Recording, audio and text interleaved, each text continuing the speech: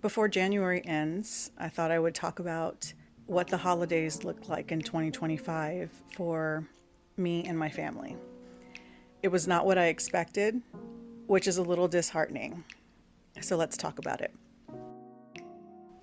My name is Maria Juarez, and you're listening to In This Casa. Bienvenidos.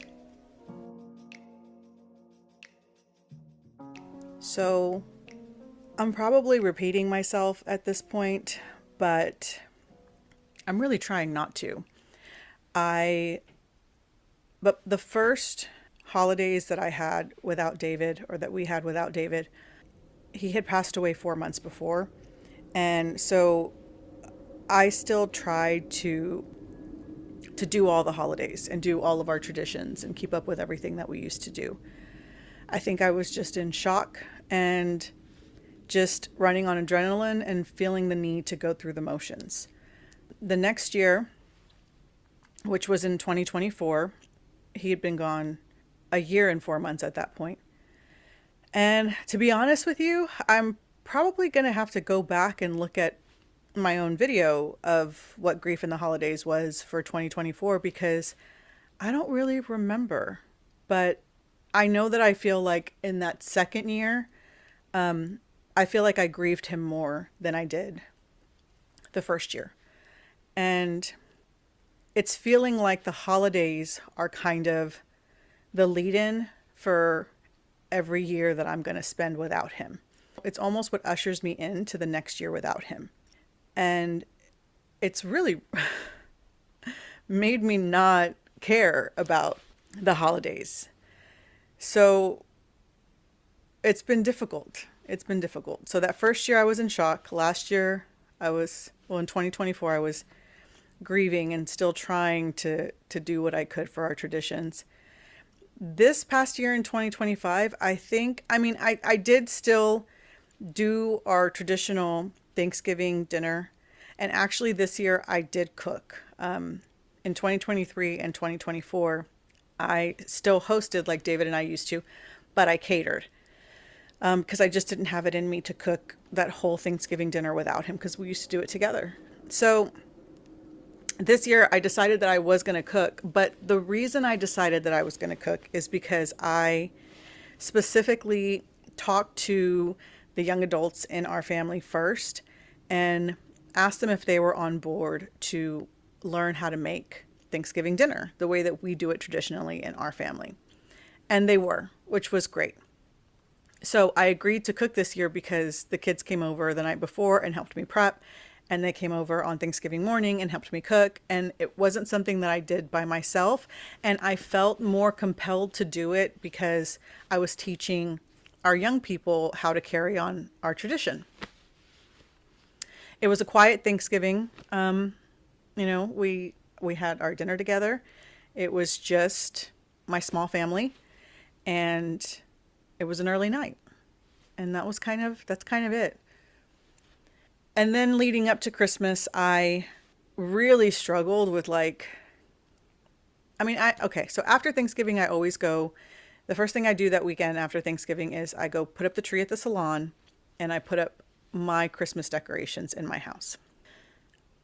This year, I put out the Christmas decorations again, like I did the past couple of years. Not all of them, but I switch out my dishes every year. I have Christmas dishes and Christmas glasses. And so I did switch those out. I did put up my tree. This time I put tinsel all over it. So it was technically decorated, but I didn't put on all of my ornaments that David and I had. And I'd put my Christmas throws and Christmas pillows around, and I did put up our stockings, and I put up some garland on the fireplace. But that was pretty much it. And I didn't fill the stockings this year. There were no stocking stuffers. The presents under the tree didn't end up there until like a couple of days before Christmas Eve. I just didn't feel like shopping and buying presents. I didn't feel like celebrating. It felt like a task this year. So, I did it. I bought the presents for my small family, for, just the people that I felt it was necessary to buy gifts for. But Yeah.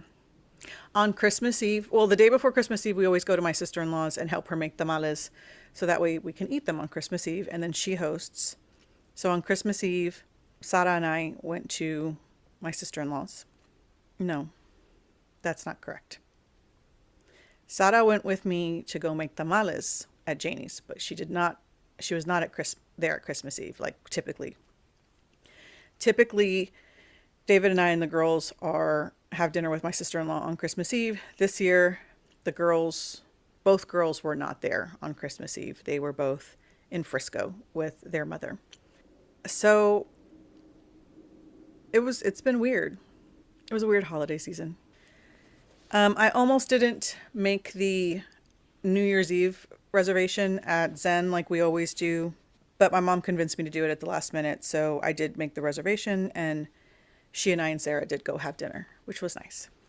And that was pretty much it for New Year's Eve celebrations as well too. So I'm not in the mood. I think like I mentioned earlier, that how I feel that the holidays now usher in the next year that I'm going to spend without my husband is really making them unimportant to me. So David, the anniversary of his accident is on August 12th. So September is his birthday, September 4th. October is Dia de los Muertos. November is Thanksgiving. December is Christmas and New Year's. So I'm mourning his accident and it being a 1-year anniversary. And then his birthday comes up a couple weeks after that. And that's difficult. And then right after that, well, in the past, September has continued to be difficult because it's time to get Sarah back to school. This year, she would have already graduated in June from college. So it'll be different, I think. But still, we go into October, and then I make sure that I get out to the cemetery and celebrate David and put up all the decorations at his grave space and on the monument for Dia de los Muertos, and I put up his ofrenda here in the house. And then when October's over, I take it down, and then Thanksgiving starts coming up. So then there's, Thanksgiving, Christmas, New Year's Eve, and then I start the next year. And those next 8 months feel like the rest of the actual year. And so I think I hope I'm making sense. I hope I'm making sense. Okay. So I guess what I'm trying to say is that this year, I feel like the holidays made me feel like, okay, fuck, this is for real. This is what the holidays are going to be like from now on. This is my reality. This is my real life. He's not coming back. And it's a different feeling than what I had the first year when I was shocked. And it's a different feeling than what I had the second year when I felt like I was grieving his loss. This year, I feel like, obviously, I still grieve him every single day. But this year, I just felt like I was having to surrender to the fact that this is not going to change. And this is what my life looks like going forward. And I'm struggling with that because it is not what I had planned. It is not what I thought I signed up for. It's not what I expected. It's just not. It's not. All of my happiness was wrapped up in my husband. So I just, at this point, am feeling like I'm going into 2026 and into my third year without my husband, feeling like I understand that I have to surrender to the reality that he's not coming back. And it really fucking sucks. And I'm trying, I want to fight it so bad. I want to resist it so bad. But resistance is futile because there's nothing I can do about it. So it just makes me unhappy. And that unhappiness makes me feel like things like the holidays are not important. Like, it's just another day. Like, whatever. That's the way I feel. I'm not telling you to feel that way. And I'm not chastising people or being sarcastic about celebrating holidays. Me and my husband had lots of holidays and lots of traditions where those things were joyous and happy for me and things we looked forward to. This is just how I feel now going into my third year after losing David. So, yeah, that's basically where I am on my grief journey and the holidays at the moment. I don't know what I'm going to be when I grow up. I don't know what the rest of this year is going to look like. I have reluctantly made plans and goals for myself. And I say reluctantly because when I make plans and goals, they are only for me. They don't include my husband. And that sucks to be doing that, to be planning a life and planning a future and planning a year without him. But I do it anyway because that is reality. So, hopefully what I hope to accomplish this year comes to fruition. And I feel like I have exercised my willpower this past year and really worked on strengthening it. And I think that I'm currently in a position in my life where I can will myself to do anything. Do I want to do it? No. Am I motivated to do it? No. But if it needs to be done, I can be logical about it and I can just will myself to do it. So I'm going to focus in on the goals that I made for myself this year and will myself to do them. And we will just see where the year lands. And hopefully earlier in January 2027, I will give you an update of my grief journey and the holidays in 2026.